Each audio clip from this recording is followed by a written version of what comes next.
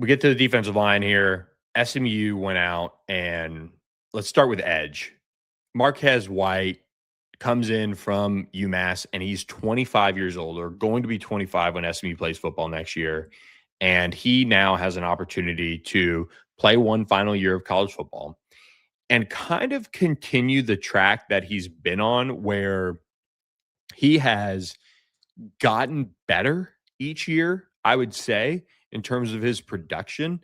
And he's, been able to kind of raise his stock a little bit. I mean, this is a guy that spent 4 years at Dartmouth, was well respected there, goes to McNeese State, then goes to UMass and just kind of leveled up a little bit as far as purely football, right?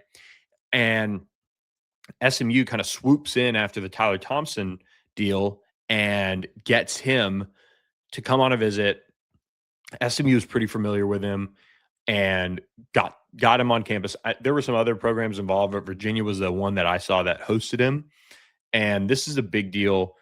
SMU really feels like their edges, I think this year, are going to be potentially more responsible defensively. And I think at certain points when we saw SMU miss out on opportunities to get sacks, miss out on opportunities to pen a quarterback in and lock them down and not allow them to get outside and make a play.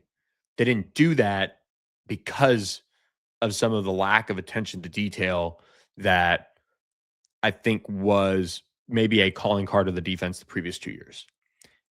And so when you add a guy like Marquez White into the fold and you add a guy like Ira Singleton who's played and been productive at the next level, as far as being a pure pass rusher, I'm not ready to sit here and say they upgraded because Isaiah Smith ends up being number 2 sack man in SMU history, really productive, had some huge games. But from a play-by-play perspective, when you add Marquez White and you have Akil Washington and you have Ira Singleton and you have kind of the younger group of this could be an even better situation for SMU from a defensive end perspective. So keep that in mind when you evaluate this. But Marquez White comes into the fold, and in 12 games last year for UMass, he had 50 total tackles, 11 tackles for loss, 5 sacks, 2 pass breakups, 2 forced fumbles. Against Iowa and Missouri, he had 10 tackles with 3 going for loss. Ira Singleton is another high upside player in this class, similar to Caden Marshall, where you think that he's going to play a lot this year, but then in 27 is his time to shine in a big way. 6'5", 240, 25 games between his true freshman year and his true sophomore year for USF. Again, think of the possibilities if 5-for-5 happens. And really, you could, if SMU really, really wanted to play chess, you could probably get Ira Singleton to redshirt this year if that rule gets passed, playing in 9 games, which would be huge because he had 29 tackles, 5.5 tackles for loss, 5 sacks, 2 fumble recoveries, and a forced fumble during his time there. Just a really productive player and, one of the best pressure rates in the American. So they're excited about him, and he kind of completes a little bit of the future look at that defensive end room when it loses Akil Washington and it loses Marquez White. So that room is going to be kind of fun to watch. And then from a defensive end perspective, SMU did lose DJ Warner. That was one where he's going to get a good deal of money somewhere, and it's coming from Washington State. And that kind of shows you, I think, what the film was actually about on DJ Warner. And DJ came to some of our events. It was awesome. It's great to us. But, there's no doubt, like that TCU game, he allowed Josh Hoover to get outside, complete a big pass. It either went for a touchdown or completed a 3rd and long that allowed TCU to finish up a touchdown drive. And, those are plays that have to be made. And you can't do it because you're chasing the bag, so to speak, and just trying to get a sack and get your name up in the lights. Billy Walton is the other defensive end that left SMU. So he heads out and he's going to Oklahoma State. Hope he gets a bigger role. He's the best. Great dude. And just, didn't end up taking that next step for SMU. And he was more of on the strong side defensive end spot. So then when you get to the defensive tackle spot for SMU, Malcolm Alcorn-Crowder is somebody that I like more and more and more as I look at him. And when you look and dive into who he is, he's 6'6", 305. Somebody compared him to Jeffrey Emba, but with a six-pack earlier this week to me. And he is one of the players that this defense's success is certainly going to hinge on. And SMU beat out Nebraska, beat out Penn State. Kentucky was involved, and Indiana really wanted him. So keep an eye on him. He is a starter for Kansas State that comes over to SMU as he emerged this year. 12 games, 17 tackles, 3.5 tackles for loss, and 1.5 sacks. But SMU wins this one, and this is – you pair him with any of the returning Jonathan Jefferson, Wu Spencer, you add in Christian Davis, things are going in the right direction here. So really, really big deal to get him.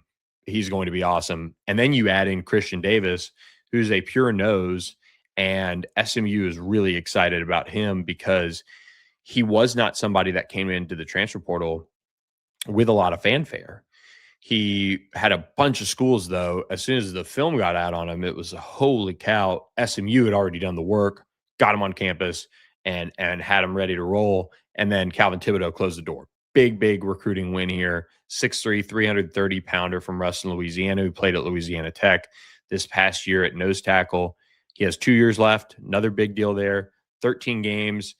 This year, 24 tackles, 3.5 tackles for loss, and a sack, and a PBU. And he's going to again, kind of similar to Malcolm Alcorn-Crowder, the expectations are huge for them. So they're excited about those two, and SMU's ready to see them get to work. So speaking of getting to work, get to work on collecting all of the Socorro line of tequilas. And Socorro is agave, yeast, and water. It's an award-winning tequila that we hope that you guys will try out. And whether it's going online and finding it for their free shipping when you order three bottles or more, or you can go to your local liquor store and pick it up. Socorro is an incredible complement to any meal.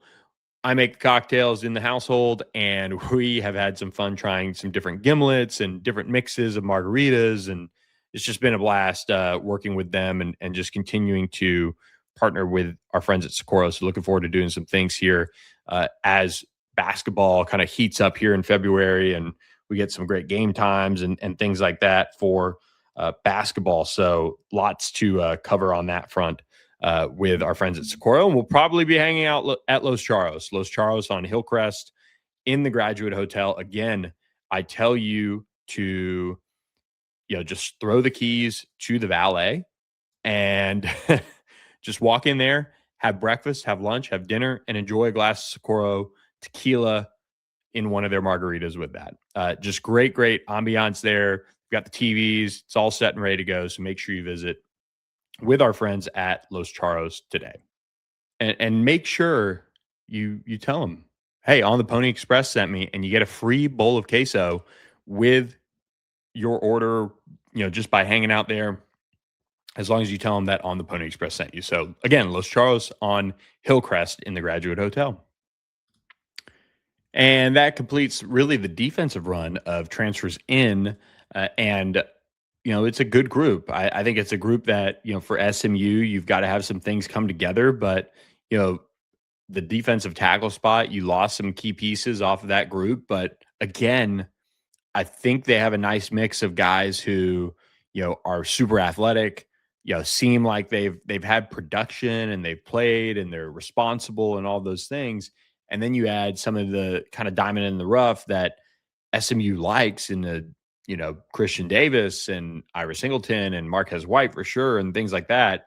Just keep an eye on it. Don't sleep on Scott Simons and this group, not only putting together the group that they needed to in the portal to be successful in what they've recruited in the high school ranks, but also having that chip on their shoulder where they can bounce back and they can see kind of what's next for this group and see if they can make something else happen because it's been kind of a long road for SMU to you know have to play the defensive style that they did last year with some of the injuries, but also have to go to the offseason having the overall feeling of, okay, that was not the the team that SMU needed to roll out there defensively, just from a down in, down out perspective. And so now they're going to look to that motivation to be better, certainly there with this group. And I'll be very intrigued to see how it goes going into 26. All right. Let's get into the offensive side of the ball. They also lost Blake Burris and DeMar J. Lewis on the defensive line. And so that's kind of it there.